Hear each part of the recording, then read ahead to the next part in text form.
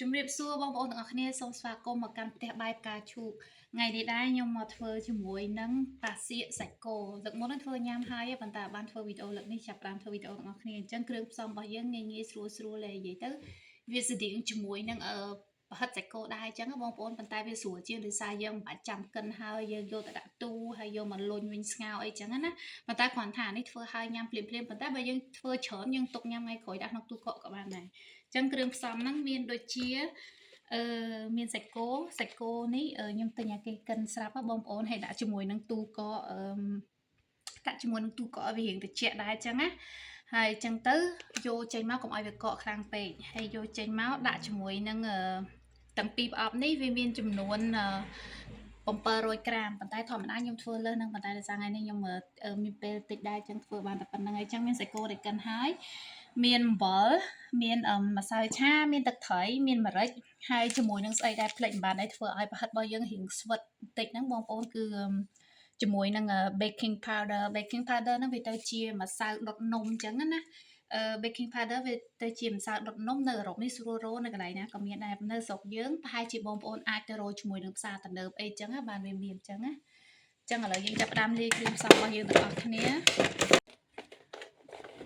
អូខេយើងចាក់សាច់អស់ហ្នឹងមកសំខាន់សាច់ឲ្យត្រជាក់ខ្លាំងដែរបងប្អូននិយាយទៅធ្វើស្តៀងប្រហិតយើងហ្មងប៉ុន្តែវាត្រូវការកកខ្លាំងដូចប្រហិតយើងឯណាដាក់ឲ្យវាត្រជាក់អញ្ចឹងដាក់ក្នុងទូកកមួយផ្លេតមកដាក់ផាយជា5 10 20នាទីទៅវារៀងកកតិចហ្នឹងចាប់ដើមយកមកកិនបានហើយយើងចាប់ដើមអានេះយើងចាក់សាច់ចូលក្នុងកន្ទោទៅយើងចាប់ដើមដាក់ជាមួយនឹងគ្រឿងផ្សំរបស់យើង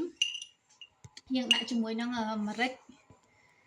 មកលាព្រាទៅស៊ីសងលើបងប្អូនជួយចិត្តម្រេចអត់ខ្ញុំជួយចិត្តខ្ញុំដាក់រៀងហឹរបន្តិចតែបើបងប្អូនមិនសូវជួយចិត្តទេដាក់តិចទៅបានទេបងប្អូនហើយយើងបន្តដាក់ជាមួយនឹងអំបិលដាក់ជាមួយនឹងស្ករដាក់ជាមួយនឹងទឹកត្រីហើយដាក់ជាមួយនឹងម្សៅដុតនំដែលខ្ញុំបានបង្ហាញបងប្អូនមិញហ្នឹងបងប្អូនដាក់ចូលទៅក្នុងហ្នឹងទៅហើយមានម្សៅឆាដែរ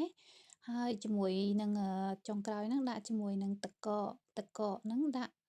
យកទឹកត្រជាក់បងប្អូនដាក់ទឹកកកហ្នឹង4ស្លាបព្រាបាយដើម្បីឲ្យសាច់របស់យើងហ្នឹងវាកាន់តែស្វិតចឹងណាដោយសាររូបមន្តហ្នឹងគឺត្រូវការដាក់ទឹកកកដូចតែប្រហិតសាច់គោដែលយើងបានធ្វើដែរទេហើយបន្ទាប់មកយើងលាយគ្រឿងទាំងអស់ហ្នឹងចឹងទៅគ្រឿងផ្សំដែលខ្ញុំបានលាយនេះខ្ញុំនឹងទៅសេខាងក្រោមវីដេអូជូនបងប្អូនទាំងអស់គ្នាមើលហើយខ្ញុំនឹងទៅសេសម្រាប់សាច់កន្លះគីឡូបងប្អូនសាច់ចំនួន500ក្រាមណាអញ្ចឹងបើសិនជាបងប្អូនធ្វើតិចឬក៏ច្រើនបងប្អូនអាចគុណទៅតាមគ្រឿងផ្សំដែលខ្ញុំបានដាក់នឹងអញ្ចឹងណាបងប្អូនហើយនេះគឺជាម៉ាស៊ីនសំណប់ចិត្តរបស់ខ្ញុំដែលធ្លាប់បង្ហាញបងប្អូនហើយ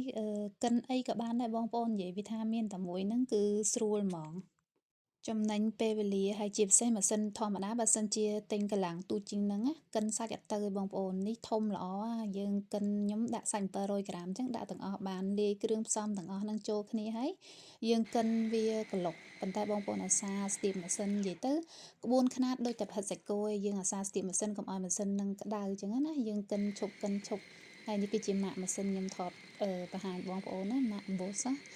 ម៉ាស៊ីនហ្នឹងគឺល្អប្រើមែនទែនបងប្អូនទិញទៅដឹងតែអត់ខកចិត្តទេនេះសំបីតាសាច់មិនក៏ដោយមើលក្លុកតែ2 3ដងគឺសាច់ហ្នឹងចាប់ផ្ដើមស្អិតល្មួតចូលគ្នាហ្មងបងប្អូននិយាយទៅផ្អិតស្អិតដូចប្រហិតអញ្ចឹងណាប៉ុន្តែគ្រាន់តែថាយើងអត់យកទៅធ្វើប្រហិតយើងយកទៅធ្វើប៉ាសៀកតប៉ែតចំពោះខ្ញុំធ្វើប៉ាសៀកចេះស្រួលបងប្អូនហើយលឿនហើយឆាប់បានញ៉ាំទៀតយើងមិនបាច់ញ៉ៃយកទៅធ្វើដូចប្រហិតយកដាក់ក្នុងទូហើយយកចេញមកវិញយកមកមូលយកមកអីអញ្ចឹងណាអានេះយើងយកមកដល់អញ្ចឹងទៅយើងកិនឲ្យវាស្វិតល្អអញ្ចឹងហើយបន្ទាប់មកហ្នឹងយើងចាប់ផ្ដើមមកមើលទឹកស៊ុបដែលយើងបានងាស់មុនហ្នឹងទឹកស៊ុបនេះគឺសម្រាប់ធ្វើកាទៀវហ្នឹងឯងប៉ុន្តែខ្ញុំយកបន្លែចេញដើម្បីឲ្យពេលយើងធ្វើដាក់ផិតចូលទៅវាស្រួលអញ្ចឹងណាហើយខ្ញុំមិនសូវជំនាញធ្វើឲ្យវាតប៉ែតល្អហ្មងទេបងប្អូនហើយនិយាយទៅធ្វើយកឲ្យតែបានញ៉ាំហើយបើសិនជាបងប្អូនស្រឡាញ់ទូចស្រឡាញ់ធំចង់ធ្វើឲ្យល្អឲ្យស្អាតអីតាមស្ទាយរៀងខ្លួនណាបងប្អូនចឹងប្រហិតអស់ហ្នឹងយើងធ្វើប្រែទៅប្រែមកឆ្អិនយើងយកដាក់មកកន្លែងទៅយើងធ្វើតរហូតតអស់ចឹងណា